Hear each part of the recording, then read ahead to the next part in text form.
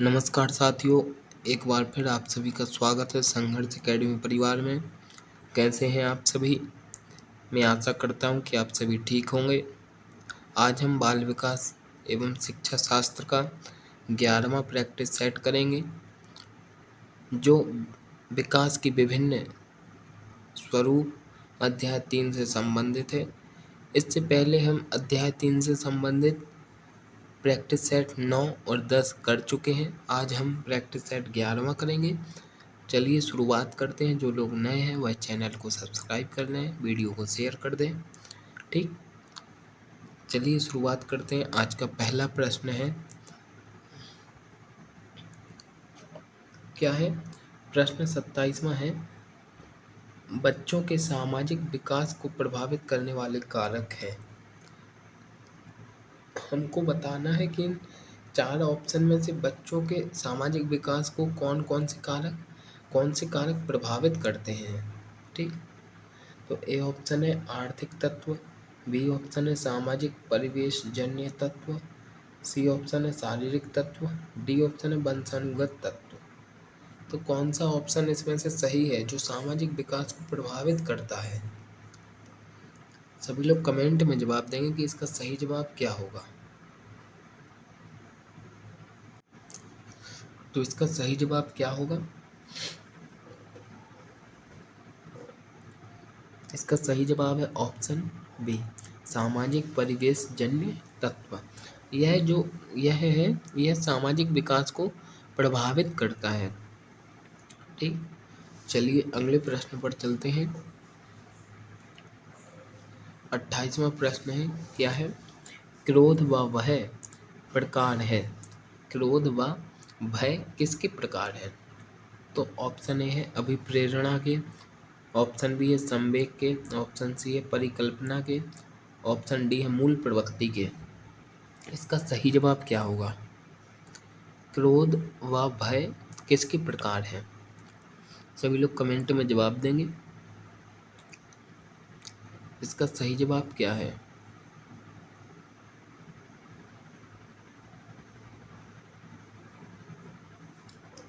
क्रोध व भय किसके प्रकार है? तो यह ऑप्शन बी संवेग के प्रकार है। किसके? संवेग के प्रकार हैं। जो लोग नए हैं वह यूट्यूब चैनल को सब्सक्राइब कर लें, वीडियो को लाइक कर दें, अपने दोस्तों तक शेयर कर दें। यह बहुत ही महत्वपूर्ण है वर्ग 3 के लिए। चलिए अगले प्रश्न पर चलते हैं। 29वां प्रश्न है, निम्नलिखित में से कौन सा कथन मानसिक स्वास्थ्य के विषय में सत्य नहीं है? मतलब कौन सा कथन मानसिक स्वास्थ्य के संबंध में गलत है? इससे संबंधित क्वेश्चन हम पहले वाले प्रैक्टिस सेट में किए हैं, उसी से लिंक है ये प्रश्न सभी। इसका सही जवाब क्या होगा? ऑप्शन ए है शिक्षक का सहानुभूतिपूर्ण व्यवहार, छात्रों को स्व अनुशासन के लिए प्रेरित करना, सी है निर्देशन कार्यक्रम की व्यवस्था करना, डी है अत्यधिक गृह कार्य देना। सही जवाब क्या होगा? कौन सा कथन मानसिक स्वास्थ्य के विषय में गलत है?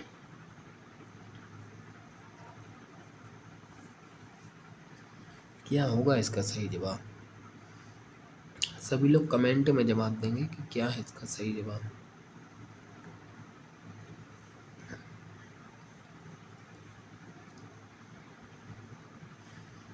तो इसका सही जवाब होगा ऑप्शन डी, अत्यधिक गृह कार्य देना। ठीक, अगले प्रश्न पर चलते हैं। 30वां प्रश्न है, क्या है? मानसिक विकास के पक्ष हैं। कौन कौन से मानसिक विकास के पक्ष हैं? तो ऑप्शन ए है निरीक्षण, ऑप्शन बी है चिंतन, ऑप्शन सी है ध्यान, ऑप्शन डी है उपरोक्त सभी। तो इसका सही जवाब क्या होगा? मानसिक विकास के पक्ष हैं निरीक्षण, चिंतन, ध्यान या उक्त सभी। तो क्या है इसका सही जवाब?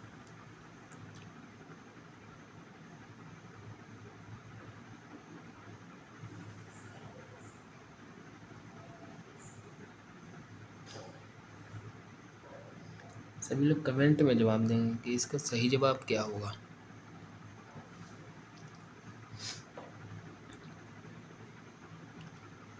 इसका सही जवाब है ऑप्शन डी, उक्त सभी।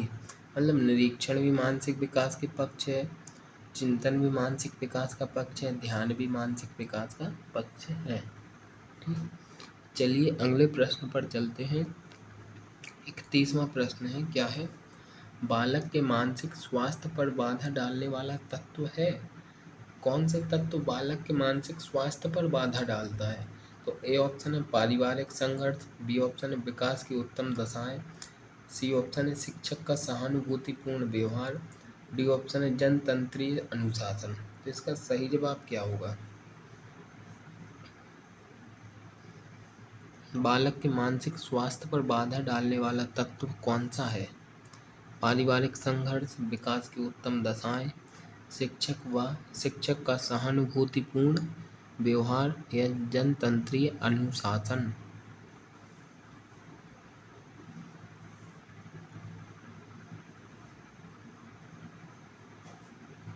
तो इसका सही जवाब क्या होगा? तो इसका सही जवाब होगा ऑप्शन ए, पारिवारिक संघर्ष, जो बालक के मानसिक स्वास्थ्य पर बाधा डाल सकता है और एक तत्व है। ठीक, अगले प्रश्न पर चलते हैं। 32वां प्रश्न है, क्या है? निम्नलिखित में से किसको मुख्य ग्रंथि कहते हैं? तो किसके लिए मुख्य ग्रंथि कहते हैं? थायराइड ग्रंथि, एड्रीनल ग्रंथि, अंतःस्रावी ग्रंथि, पीयूष ग्रंथि। तो इन 4 ग्रंथियों में से कौन सी मुख्य ग्रंथि है? इसका सही जवाब क्या होगा?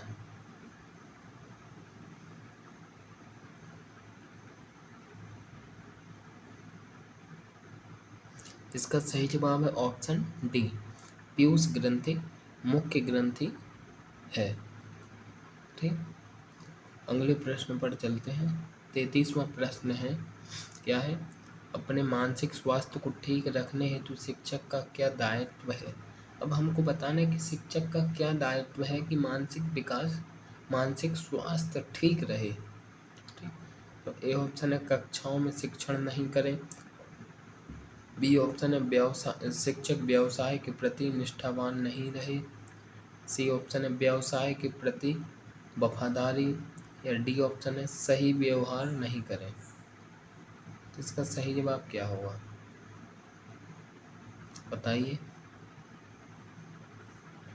कक्षाओं में शिक्षण नहीं करें, या शिक्षक व्यवसाय के प्रति निष्ठावान नहीं रहे, या व्यवसाय के प्रति वफादारी, या फिर सही व्यवहार नहीं करें। इसका सही और सटीक जवाब क्या होगा?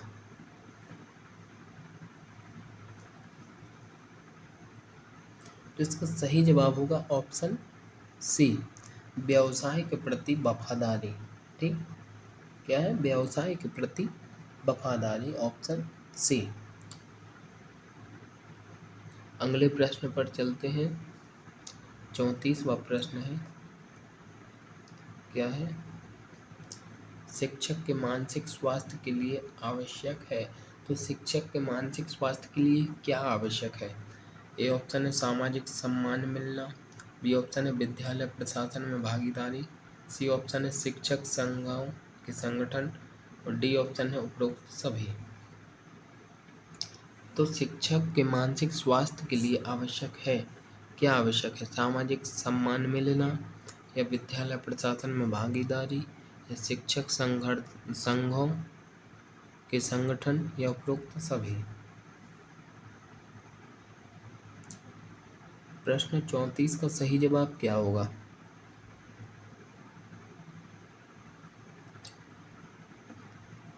तो प्रश्न 34 का सही जवाब होगा ऑप्शन डी, उपरोक्त सभी।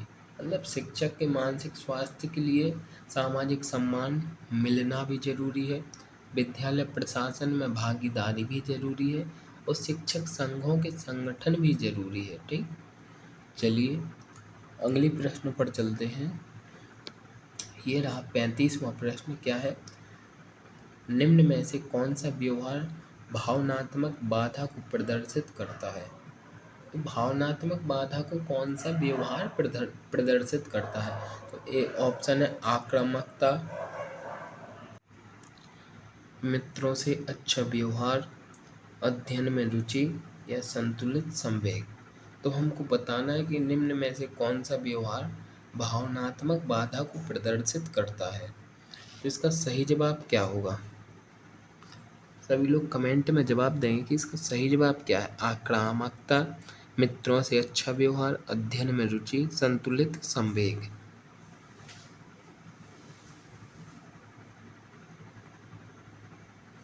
तो इसका सही जवाब होगा ऑप्शन ए, आक्रामकता। ठीक, यह भावनात्मक बाधा को प्रदर्शित करता है। चलिए अगले प्रश्न पर चलते हैं। यह 36वां प्रश्न है। क्या है? संवेगात्मक शक्ति का सर्वाधिक प्रभाव किस अवस्था में होता है? किसका? संवेगात्मक शक्ति का सर्वाधिक प्रभाव किस अवस्था में होता है? तो ए है बाल्यावस्था, बी है किशोरावस्था, सी है प्रौढ़ावस्था या डी है शैशवावस्था। तो इसका सही जवाब क्या होगा? संवेगात्मक शक्ति का विकास शक्ति का सर्वाधिक प्रभाव किस अवस्था में होता है? ये बताइए कि बाल्यावस्था कितने वर्ष से कितने वर्ष तक होती है? बताइए। शैशवावस्था, प्रौढ़ावस्था और किशोरावस्था। देखिए, जो शैशवावस्था है वह जन्म से कब तक? 5 वर्ष तक। जन्म से 5 वर्ष तक। ठीक, उसके बाद बाल्यावस्था आ जाती है 6 वर्ष से 12 वर्ष तक। बाल्यावस्था हो गई। फिर किशोरावस्था 13 वर्ष से ये होती है 18 वर्ष तक। 18 वर्ष। ठीक, फिर प्रौढ़ावस्था कब से कब तक रहती है? ये 19 वर्ष से मृत्यु। ठीक, इसका सही जवाब क्या होगा? संवेगात्मक शक्ति का सर्वाधिक प्रभाव किस अवस्था में होता है? तो इसका सही जवाब होगा ऑप्शन बी, किशोरावस्था। ठीक, किशोरावस्था में संवेगात्मक शक्ति का सर्वाधिक प्रभाव मिलता है। चलिए अगले प्रश्न पर चलते हैं। यह 37वां प्रश्न। क्या है? कौन सा कथन दिवास्वप्न के संदर्भ में सही नहीं है? बताइए कौन सा कथन दिवास्वप्न के संदर्भ में सही नहीं है? तो ए ऑप्शन है दिवास्वप्न अपने सामान्य रूप में किशोरों के लिए लाभदायक है। बी ऑप्शन है यह कहानियाँ और कविताएं लिखने में मदद करते हैं। सी ऑप्शन है यह कभी कभी रचनात्मक कार्य में परिणत हो जाते हैं। और डी ऑप्शन है यह कभी भी हानिकारक नहीं होते। तो इसका सही जवाब क्या है? दिवास्वप्न के संदर्भ में कौन सा कथन सही नहीं है? तो 37 का सही जवाब क्या होगा? तो इसका सही जवाब होगा ऑप्शन डी, यह कभी भी हानिकारक नहीं होता है। ठीक, अगले प्रश्न पर चलते हैं। 38वां प्रश्न है आज का, सेकंड लास्ट क्वेश्चन है। क्या है? छद्म परिपक्वता काल होता है। छद्म परिपक्वता काल होता है। क्या है? छद्म परिपक्वता है। तो इसका सही जवाब क्या होगा? ऑप्शन ए है किशोरावस्था, ऑप्शन बी है शैशवावस्था, ऑप्शन सी है बाल्यावस्था, ऑप्शन डी है गर्भावस्था। तो इसका सही जवाब क्या होगा?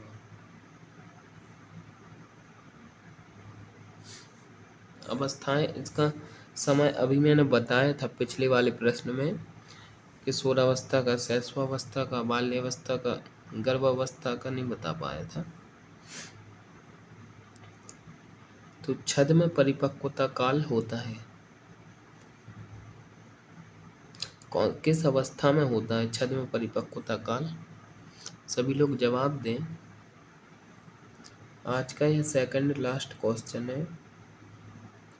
तो इसका सही जवाब होगा ऑप्शन सी, बाल्यावस्था में छद्म परिपक्वता काल होता है। ठीक, अब बताइए कि शैशवावस्था कब से कब तक रहती है। तो शैशवावस्था रहती है जन्म से 5 वर्ष तक। ठीक, उसके बाद बाल्यावस्था होती है 6 वर्ष से 12 वर्ष तक। फिर किशोरावस्था होती है 13 वर्ष से 18 वर्ष तक। और गर्भावस्था होती है गर्भ धारण से जन्म लेने के पूर्व तक। ठीक, चलिए अगले प्रश्न पर चलते हैं। आज का लास्ट प्रश्न है हमारा, आखिरी प्रश्न है। क्या है? बच्चे के प्रशिक्षण के लिए शिक्षक को अवश्य जांच करनी चाहिए। क्या जांच करनी चाहिए शिक्षक को? उसकी शारीरिक परिपक्वता या उसकी मानसिक परिपक्वता या उपरोक्त दोनों या इनमें से कोई नहीं। तो किस चीज़ की शिक्षक को जांच करनी चाहिए बच्चे के प्रशिक्षण के लिए? तो इसका सही जवाब क्या होगा? ऑप्शन ए, बी, सी या फिर डी।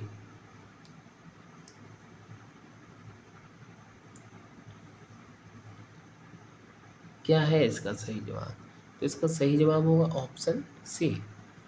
ठीक, दोनों, क्योंकि शारीरिक परिपक्वता भी जरूरी है और मानसिक परिपक्वता भी जरूरी है प्रशिक्षण के लिए, इसलिए ये दोनों शिक्षक को जांच करनी चाहिए।